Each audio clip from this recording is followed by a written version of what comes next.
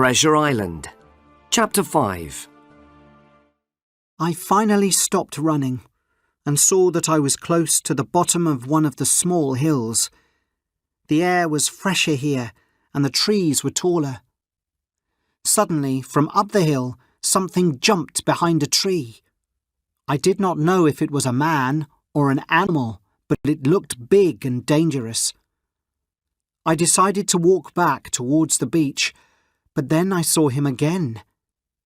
I realized it was a man, but he was running very fast from tree to tree. I remembered that I had a gun, and this made me feel safer. I decided to walk towards the man.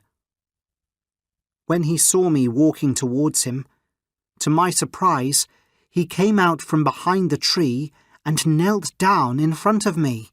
"Who are you?" I asked. "Ben Gunn," he said in a dry voice. "I've not spoken to anyone for 3 years. The man had very long hair and skin that was burned by the sun. His clothes were dirty and made of old sails. "What happened to you?" I asked. "I was left here by a ship," he said. "I've lived on fish and fruit ever since. I dream of eating good food again."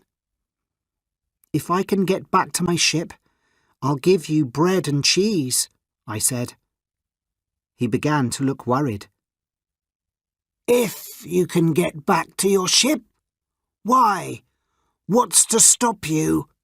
he said. "It isn't a problem with you," I replied.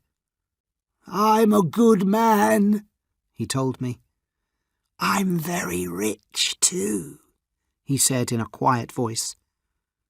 I began to think that perhaps Ben Gunn was crazy. Ben Gunn saw that I did not believe him. "I am rich, and you can be rich too because you found me," he said. Then he looked worried and said, "You didn't come on Flint's ship, did you?" I realize now that this man could help me. "No, Flint's dead, but some of Flint's crew is on the ship. That is not good for any of us," I told him. "Is there a man with one leg?" he asked. "Yes, Silver. He's the cook and their leader," I explained. "If you work for Silver, I'm finished," he said. I decided to tell him my story from the start, and he looked very interested. "You're a good boy," he said at the end. "Don't worry, you can trust me. Do you think that Trelawney would give me money and allow me to come home on the ship if I helped him?" he asked. "Of course," I replied. "And he'll need your help on the ship home, I'm sure." "You're right," he said. "You know, I was on Flint's ship when he hid the treasure here.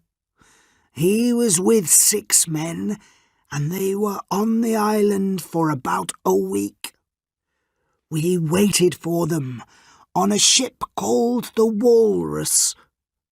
One day, Flint returned to the ship on his own. The other 6 men were dead. We don't know how he did it. Billy Bones and Long John Silver were with me on the ship. They asked Flint where the treasure was. 'You can go on the island and look for it,' he said, 'but you'll be there on your own. I'm taking this ship home.' 3 years ago, I was on a different ship. When we saw the island, I told our crew that Flint's treasure was on it. We spent 12 days looking for it. They were not happy when we found nothing. One day they went back to the ship and told me I could stay. Here's a gun and a spade. You can look for the treasure on your own, they said. So you tell Trelawney I would prefer to work for a man I can trust like him than with a group of pirates. I'll tell him, but how can I return to my ship from here? I asked him. I have a boat. I made it myself. We could go to the ship when it's dark. Suddenly, we heard the sound of a gun. They have started to fight, I said. We must be quick. I began to run back with Ben. He gave me directions and ran easily next to me. We heard more guns. Then I saw a flag flying above some trees.